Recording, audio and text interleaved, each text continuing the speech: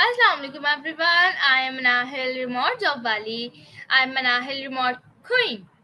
So today we have our special guest.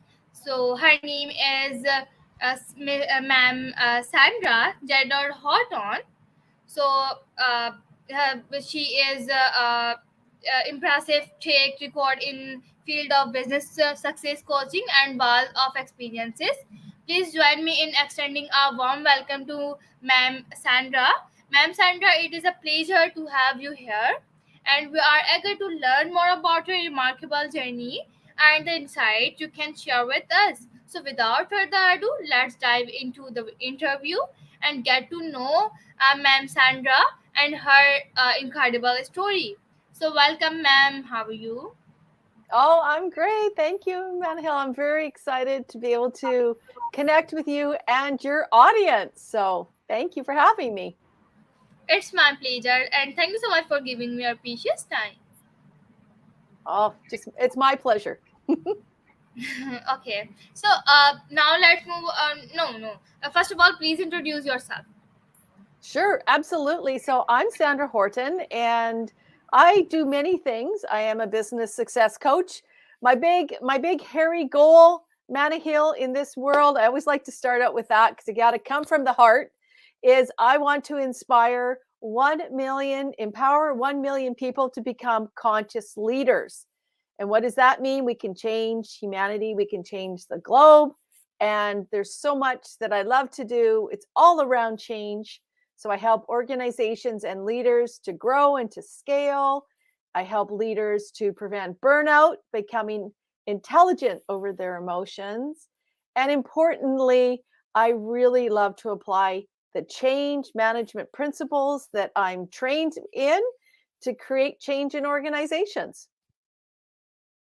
Keeping it short. All right, ma'am. That's wonderful introduction. I really appreciate your work, and I really appreciate you. Thank you so much for your introduction. Thank you. All right. So now let's move on to questions. My first question is on your screen. My first question is, can you tell us more about your journey as a business success coach and how you got started in this field? Oh, thank you, Manahil. It's wonderful. You know, isn't life interestingly, and sorry, my dog's barking. I don't know if you can hear him in the background. I'm hoping not. My apologies for the dog barking. How did I get into being in business and focusing on leadership and success? Well, it's an interesting journey. And I want to say first to all of your beautiful audience, always know that where you start out in life doesn't mean where you're going to end up in life. What I mean is, I was a young person. I lived in a different province in Canada. I had this vision, I had this feeling. I don't know if you ever had this, Manahil, where you just know inside you that you're going to do good work. You're going to do great things, that you're not going to just be, something that maybe perhaps your parents told you were going to be, but you just have this feeling that you can do something different. So, what I did in my journey is I was doing a profession in healthcare for 25 years, creating change, working in the pharmaceutical industry. And I always loved to learn. I loved to create change. But I realized that wasn't what I was meant to do. So I made a choice. I went back at almost 50. I'm going to date myself here. I went back to school. I was almost 50 years old and I did my master's in leadership at Royal Roads University in Victoria, British Columbia. And it changed my life. And how it changed my life is I realized that through education, I learned how to be able to actually create the change that I was doing, that I wanted to go to the next level. So I left that old job that I've been doing for 25 years and I went out into entrepreneurial life. And in that journey, I was able to be me. I was authentic to who I was. And during this beautiful journey, I've worked with different companies. I've helped them grow. I've helped work with the leaders to become more conscious, meaning they're really good with their people. They know how to know who they are. They're self aware. They build great teams and culture, but importantly, they're building really good organizations with nice people. Does that make sense? And then I was doing this great work, and now my journey as a business success coach has led me back, actually, interestingly, back into healthcare. So now I'm a project and change leader in a large healthcare organization, and I'm leading the virtual healthcare in some of the projects, and it's very innovative. And it's funny how it all works together. So where you start may not be where you're going to end up. You have to be open to all these possibilities. And so for me, I just want to send that message to your audience. No, anything is possible. Believe in your heart, and then get to know who you are, what your values are, and be open and have a growth mindset, and anything you can do it, just like what you're doing, Manahill. This is beautiful. And that's why I love your school, because you're inspiring, reaching out to people and knowing I can do this. So you've learned English, right? Anything's possible. Yes, ma'am, you are right. You are absolutely right. Thank you so much for your appreciation, and thank you so much for your wonderful answer and wonderful message for my audience and for me. Thank you. You're welcome. So now let's move on to next question. My next Mhm. question is, uh, in your role as a project Yep. leader in virtual healthcare, how do you see the transformation of the healthcare system evolving? Mhm. And what are the challenges and opportunities it's present? Oh, sorry, Oh, present. this is a great question. I love this. Thank you for this question. And what I appreciate this, each of my interviews are always so different, but I love this one. I really like this question because wherever you're in Pakistan or you're in Canada, the United States, healthcare is the most important, isn't it? We have to look after our bodies. We need help. We need doctors. And so there's a real transformation. Every area has a different way of delivering healthcare.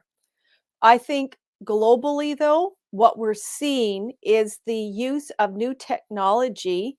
And I know what we're doing is using virtual options to help people so that they can be, as the word, triaged or looked at, that the doctor can look remotely at that person and then be able to give them some suggestions, maybe direct them to different types of clinics.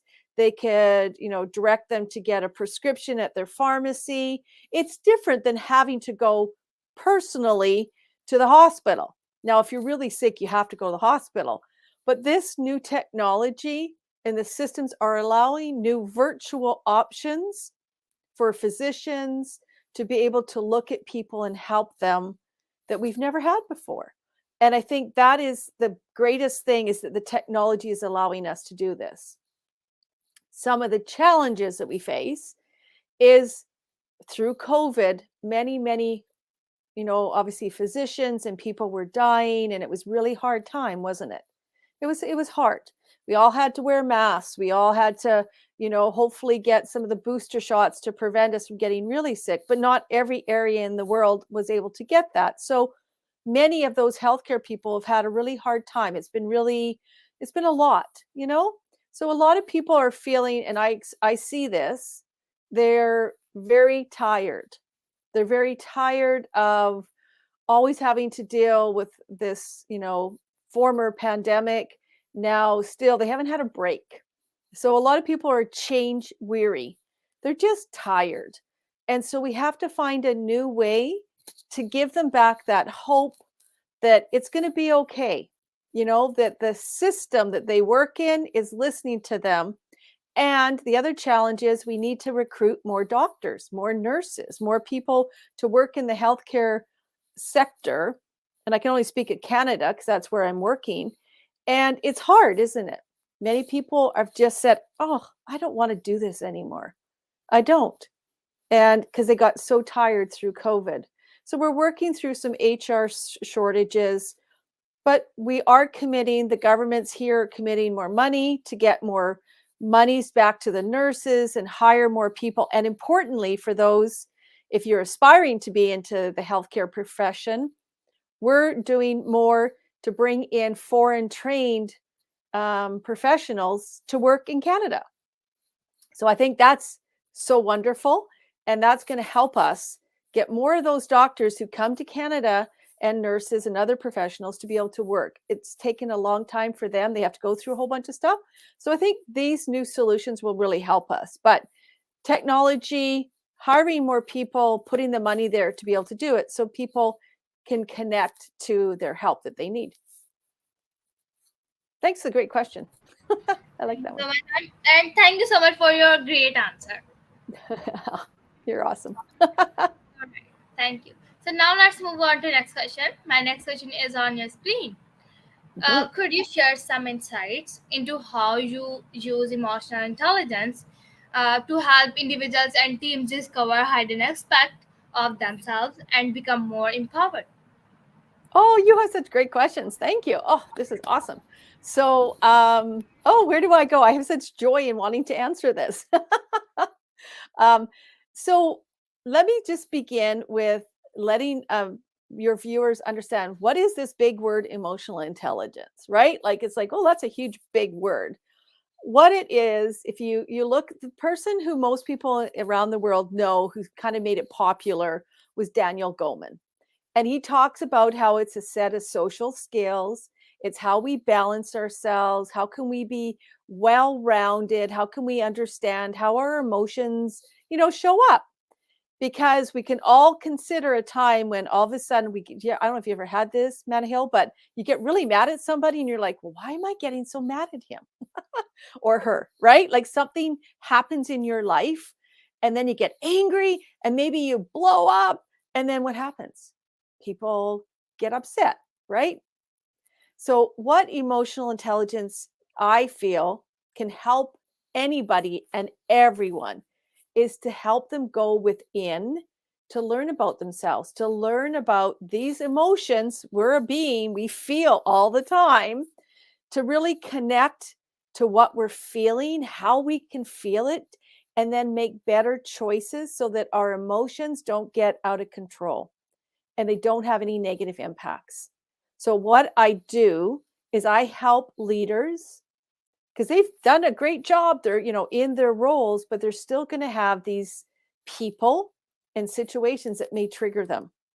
So, I help them unlock where those emotions are coming from, and I help them understand and become more self aware. So, what I mean by self aware is that you know yourself. Oh, okay, this is my emotions. Where do I feel it? In my tummy. What does angry look like to you? What does happiness look like to you? And so we begin to identify and we help really unlock those pieces, how we can then express ourselves differently. So, think of a situation, Manahil, and maybe in your schooling, you want to really speak up and share your point of view, but maybe you feel like, oh, I don't know, I'm not supposed to do it. I'm a girl and stuff, and I don't want to get in trouble. Well, no, you can learn to be assertive and share your voice and stand up and speak your truth by being understanding that fear, those emotions that maybe are sitting there saying, hey, don't do it. Well, actually, you say, no, thank you. I'm going to park them over here. I am not those, but I'm going to assert myself. I'm going to stand tall like a proud woman that I am, and I'm going to share my voice. And that's being assertive. But unless you understand those emotions that are happening for you in that moment, and you can say, hey, wait a second, no, I am and I can do this. And it's how you balance how you're assertive to then how you build also your relationship. So there's self awareness pieces, how you self express, right? So that you're not too strong, but you're assertive. You get your voice out there. And then also how you build relationships. Because I don't know if you've had this situation, or you can think of someone where perhaps that all they do is they only care about other people and they don't show up for themselves. What I mean by that is, have you ever seen someone who is so kind and loving and caring, but they don't look after themselves? They don't do anything nice for themselves? You're kind of seeing people like that? Most people have. And you're like, wow, you really need to look after yourself. Well, some people will think that they only should be doing one thing and they forget about themselves as a leader. And what happens? They get burned out. It happens to all of us. We're just human beings. So it teaches you how to build those relationships so that you can express yourself. Remember, I talked about expressing yourself, knowing where those emotions come from. So that whole self-actual pieces of understanding your emotions, where they come from, then building the relationship so you can speak when you need to speak. You can build relationships and have empathy for other people. That's another big piece. And then also how you problem solve. So when you're stressed out, how do you think? What do you feel? And you learn to balance all of these pieces out. And there's a great assessment tool that I use that I'm certified. It's a 27-page report that you get all about you. It tells you about your leadership potential. It tells you what your leadership derailers are. So if you're not managing stress too well, or if you're not speaking up like you want to speak up to, it tells you all these things. So then we go through, I've got like a huge big 27-page report to go through with you, and it tells you where you can grow and how you can reduce, those things that maybe be keeping you from really moving forward to being the best version of yourself. So you can do it as a leader or as a worker. So it's a really, really effective tool, and it's the number one predictor for success in any organization is understanding yourself and having high emotional intelligence. So if anyone out there, go and explore emotional intelligence and how to build it. And I think it's a really powerful thing, and I'm a huge advocate for everyone to learn about it. You got me going on that one. All right, wonderful answer. Thank you so much, ma'am, for your answer. So my next question is: your growth catalyst scorecard Yeah. is an intriguing tool. Can you explain how it works and how it benefits your clients in gaining insights and knowledge for growth opportunities? Oh, that's such a wonderful question. Thank you so much. So I've developed the growth scorecard as a way for any leader, and it doesn't matter your size of your organization, to go through this easy scorecard. And it basically, it's on a Likert. You evaluate it on these different parameters. They talk about leadership. They talk about different strategic pain points that you need to kind of go through. And at the end of it, it gives you a ranking. Are you at risk? Do you need to stop and look at some of these strategic areas in order to really help your business to grow? And so if you fall into some of the high risk areas, then really you should be reaching out to someone like myself or others that know how to help you to either, I mean, it's always around team engagement, it's around leadership, it's around HR issues. And we dive through, and then we go through an opportunity to explore it and say, okay, what needs to change? And then I apply change management principles to say, okay, how do we want to change? What are you prepared to change? Is it individual change, team change, organizational change? And we go through this process to help the organization, help the leaders to be successful. Oh, I think I lost our feed. Oh, hopefully I come back. I think I'm frozen. Yes, you are now you are frozen. Uh-oh. But I can hear you. Okay, perfect. All right. Okay, so are you continue your answer, or can I ask you another question? Yeah, sure. I just lost my feed. But as long as you can hear me, we're good. There we are. Hello. Now you are. I can hear. Yes, yeah, you are back. All right. I'm going to take a quick snapshot because I want to make sure I have this lovely picture of us. If I can get this to work. I'm going to take a picture if I can remember how to do this on my other computer. Okay, go for it. Okay, so now let's move on to the next question. Yep. My next question is: collaboration is a significant part of your career. Can you elaborate on your experience collaborating on books like Vices of the 21st Century and Growth Strategies of the Hungry Entrepreneurs? Oh, thank you. Okay, what a great question. Yes, collaboration is so important. And whether you're collaborating on a book, those are two books that I've been in. And I'm actually collaborating on my own book with Dr. Sujata Ives. And she's a beautiful woman who comes from your beautiful country. And I'm very excited because we come from diverse backgrounds and we're really sharing how to activate success. And our book will be out in January. So I hope your school will pick it up. There's beautiful lessons in there for any age for leaders to be able to grow. Collaboration is really showing up in the best way you can, isn't it, Manahil? It's like, how can I be my best version of myself, knowing that I only have my lens, you've got your lens, and how can we really come heart to understand each other? How can I listen with beautiful openness to what you want to say? And so I think collaboration to me is what is needed in this world today. You know, we can't push, we can't pull our own agenda. We're all diverse, we're all beautiful, and we all have an equal voice. So I'm a real advocate for women to be able to stand up and collaborate. So find, as Napoleon Hill talks about the mastermind, find some other amazing women and men supporters that are going to support you, Manna Hill, to grow, to achieve whatever your heart is telling you to achieve. And that is collaboration, isn't it?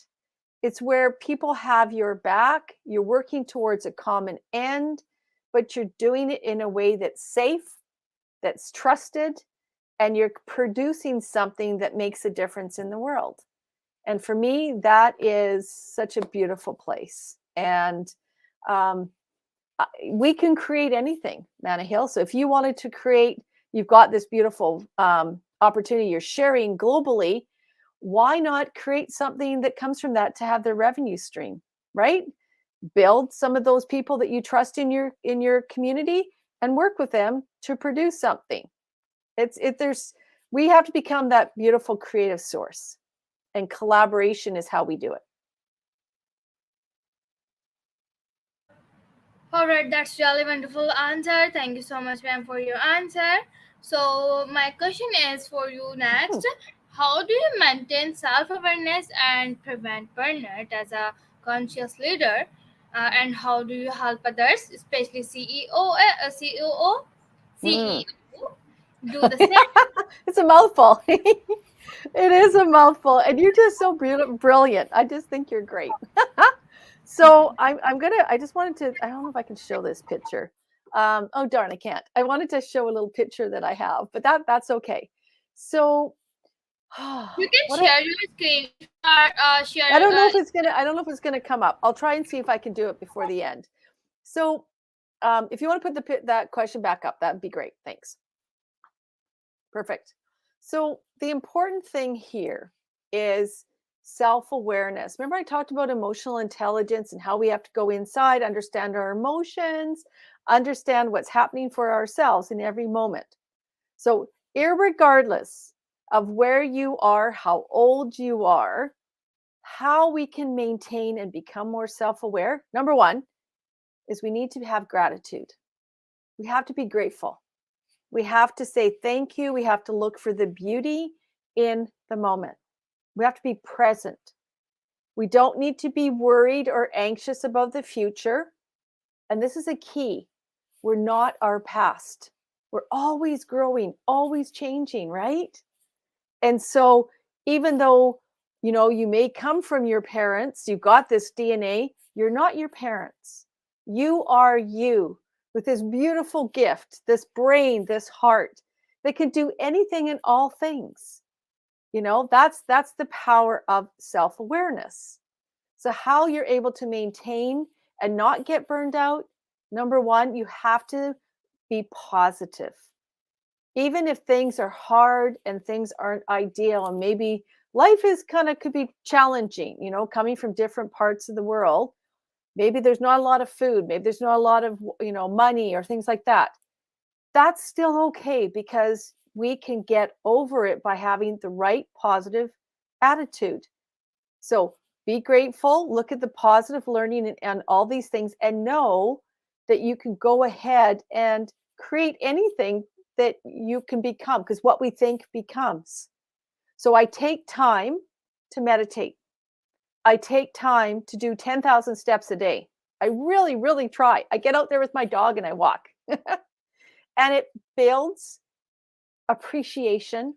It gives me a positive mental attitude that, okay, I may have some bad things happening, but guess what? I'm alive. I can breathe. I'm happy. I'm moving forward.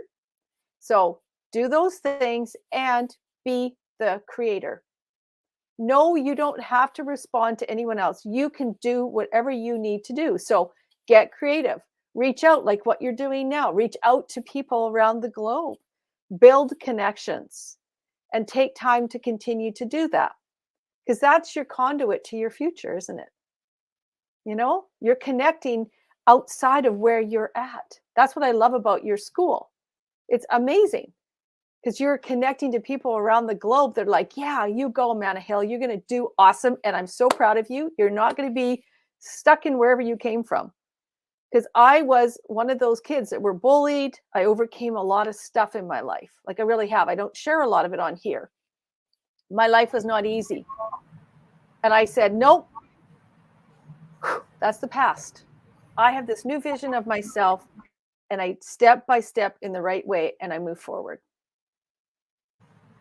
All right, ma'am. Thank you so much for your appreciation and thank you so much for your answer. Your answer is very inspiring. And thank you for sharing your incredible insight and experiences with us today. It has been truly enlightening and inspiring to hear about your journey as a business success coach and project leader in virtual healthcare. So, to our audience, thank you for joining us for this insightful conversation.